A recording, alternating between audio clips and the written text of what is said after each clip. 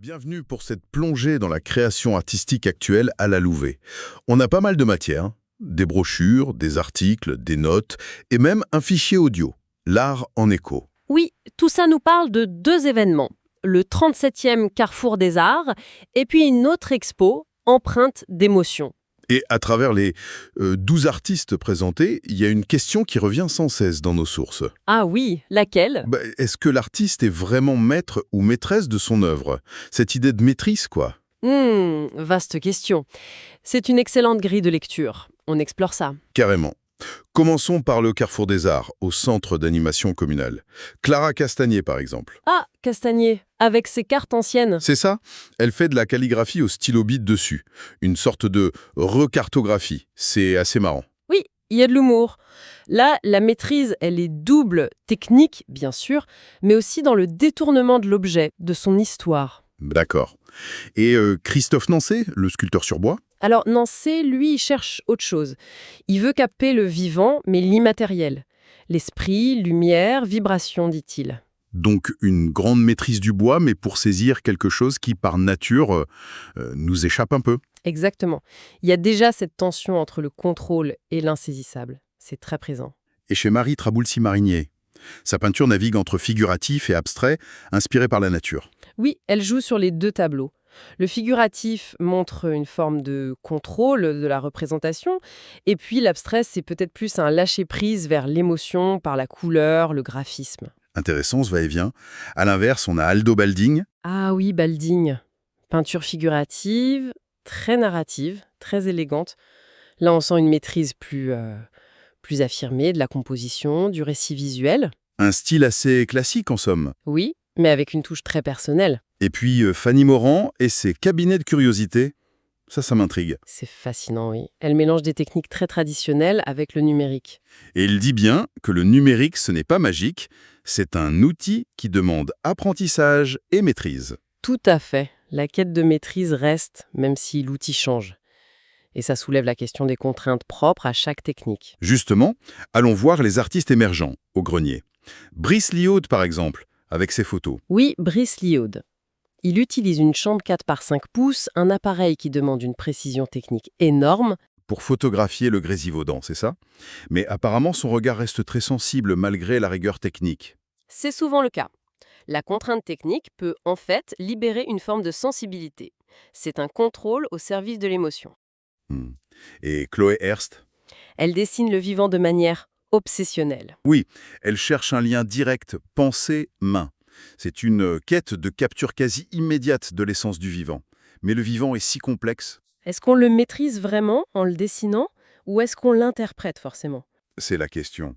Jérémy Lubac, lui, travaille en miniature. Sculpture, dessin, maquette. Et il dit que le matériel est égal au dessin. Qu'est-ce que ça veut dire au fond? Que la matière n'est pas juste un support inerte. Elle a son mot à dire. L'artiste dialogue avec elle, avec ses résistances, ses possibilités. Ah oui, je vois. Comme Matisse Volpe et ses céramiques. Exactement. Volpe a une grande maîtrise des gestes, c'est souligné, pour travailler l'argile fragile. Mais il y a toujours les limites du four, les réactions imprévisibles à la cuisson. La matière qui impose ses propres règles. C'est intéressant. Tout à fait. L'artiste compose avec. Et Marion Benoît Grand-Mazon, elle va encore plus loin, non? En invitant le spectateur à se faire ses histoires. Oui, là c'est clair. L'œuvre échappe en partie à l'artiste une fois qu'elle est montrée. Elle prend vie dans le regard de l'autre. L'artiste propose et le public dispose. C'est un peu ça. Et cette idée, on la retrouve aussi à la Chapelle Saint-Ignace pour l'expo Empreinte d'émotion. On y va.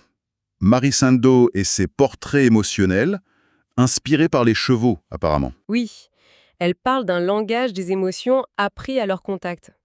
Techniquement, elle est très maîtrisée. Huile, fusain, palette limitée, usage du miroir pour vérifier. Une maîtrise technique forte, donc. Très forte, mais mise au service d'une inspiration qui vient d'ailleurs, presque une tentative de traduction de cet émotionnel animal. D'accord. Et pour finir ce tour d'horizon, Bettina Brousseau. Ah, Bettina Brousseau et ses sculptures animalières, elle utilise du bois flotté, du métal recyclé. Des matériaux qui ont déjà une histoire. Exactement. Elle dit qu'il porte trace du temps. Donc elle ne part pas de rien, elle collabore avec ce passé inscrit dans la matière. C'est encore une autre forme de dialogue. Alors, si on essaye de répondre à notre question de départ, l'artiste maître ou maîtresse de son œuvre, c'est ouf, compliqué. Constant avec la matière. Elle résiste, elle surprend, comme chez Volpe, Lubac ou Brousseau. Mhm. Et puis, il y a le dialogue avec l'inspiration, qu'elle vienne de la nature, comme chez Nancey ou Hertz, d'une émotion animale pour Sand, ou d'un concept chez Castagné. L'artiste est souvent un interprète, un canal.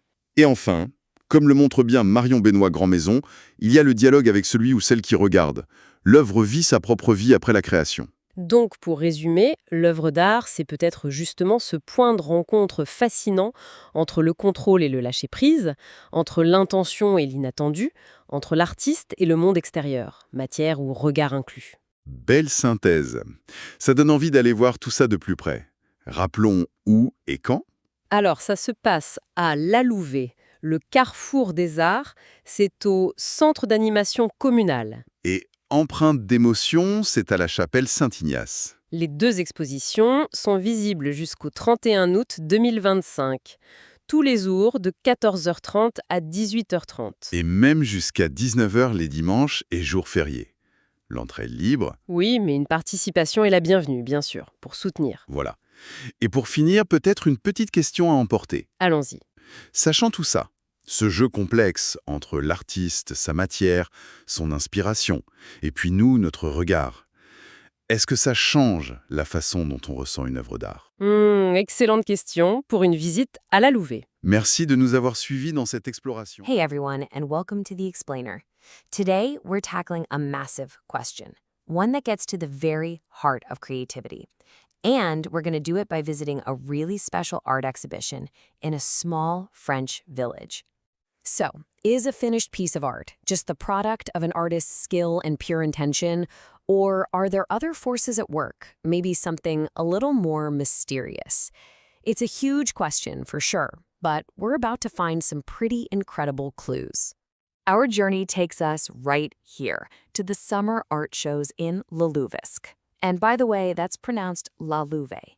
Across two different spots, 12 artists are showing work that really makes you question our whole idea of creation. It makes you ask who, or maybe what, is actually in control. All right, first up, the visionary's hand, the argument for total control. Let's start with the case for the artist as the absolute master. You know, this is where incredible technical skill meets a powerful, crystal-clear vision to make something totally new.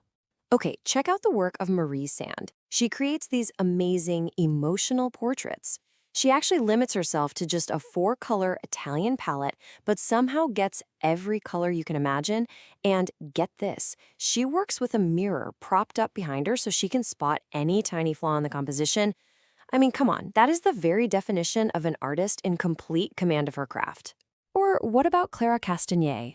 She takes something so ordinary, like an old map and a ballpoint pen, and with this just mind-blowing precision, she draws whole new worlds on top of them. She basically remaps them, revealing faces and telling stories with such incredible intention. It just proves how pure skill can force a new reality onto an old one. And you see this kind of control everywhere. Fanny Moran makes the point that even digital tools need intense learning and mastery before they'll do what you want. And then there's Chloe Hertz, who's described as having a direct link between her thought and her hand, letting her translate these complex ideas from her head onto the page almost perfectly. So yeah, the case for the artist as the sole masterful creator, it's strong. But it is definitely not the whole story. Which brings us to the other side of the coin. A dialogue with material, when the medium responds. What happens when the artist's materials don't just do what they're told, but actually talk back? This is where creating becomes less of a command and way more of a conversation. These are the words of a ceramicist named Mathis Volpe. And right away you can just feel the tension, can't you? His vision isn't the only thing shaping the work. The material itself is a huge part of the equation. See, Volpe has to find this perfect, delicate balance with the clay. Even his ambition is limited by something as practical as the size of his kiln. He can't just force the clay to obey him. He has to listen to it, react to it, and work inside its boundaries. It's a true negotiation. Now, this idea gets taken even further by the sculptor Jeremy Lubach. This right here, it's a pretty radical statement. He's not saying the material is there to serve the idea. He's saying it's an equal partner in the whole act of creation. And you can totally see that in his work, right? The raw industrial vibe of his materials, that's not something he's trying to hide or change. He celebrates it. The material's identity, its texture, its whole history, that is the art, just as much as any shape he gives it. And you can see this conversation with materials happening in a couple of different ways. For Jeremy Lubach, the material brings its raw industrial presence to the table. But for an artist like Bettina Broussard, the material shows up with its own story already written. Broussard works with driftwood and recycled metal, things she says carry the traces of time. So for her, it's not a blank slate, it's a piece of history. Her work becomes a collaboration with the journey that piece of wood has already taken. She's responding to its story, not just making up her own. So we've got the artist's skill and the material's voice. But there's another huge element in this whole process. Where does the idea even come from in the first place? A lot of the time, it's not from inside the artist, but from the world all around them. Just listen to where these artists get their spark. Christophe Nancey carves wood to celebrate the vibration of the living. We heard from Marie Sand, who says horses taught her the language of emotions. Marie Trabousi-Marinière is obsessed with how interconnected nature is. The photographer Brice Liaud carefully captures these preserved landscapes, while Elsa Belbasha finds her art in the poetry of everyday objects. You see, in every case, the artist is more of a translator than a pure inventor. And you can really feel it here. On the left, Nancey's sculptures don't just look like wood, they feel alive, capturing that vibration he's talking about. And on the right, Marinière's paintings aren't just pretty pictures. They're her take on the deep energy that connects all of nature. The artist becomes a kind of medium, right? Channeling the world through their art. Okay, so the artist negotiates with materials and translates inspiration from the world. But what about the final step? What happens when the work is done and hanging on a wall?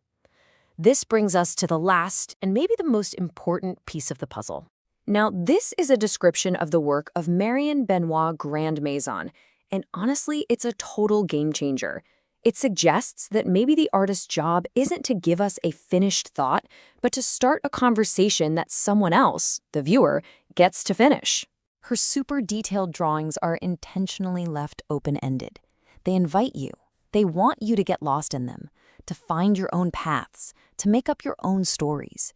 And at that point, the artist has totally let go of control. The mastery now belongs to you, to the viewer, whose imagination gives the work its final, truest meaning. So, when we put it all together, we see that a piece of art isn't born from a single force. It's really a convergence. It's this meeting point of the artist's own skill, the unique voice of the material, that spark of inspiration from the world, and finally, the story that you, the viewer, bring to it. Which brings us all the way back to our first question. Is the artist the master of their work? Well, the answer from Lalouvesc seems to be so much more interesting than a simple yes or no. Mastery isn't about domination. It's about being sensitive and responsive. It's a negotiation. The artist is like a sailor who skillfully holds the rudder, but can never, ever command the wind or the sea. Of course, the best way to really understand this whole conversation is to see it for yourself. The exhibitions at Lalouvesc run from July 5th to August 31st. They're open every afternoon, and the best part, entry is totally free. So we'll leave you with this final thought to chew on. If an artwork is a living thing, born from a dialogue between all these different forces, what does that make the artist?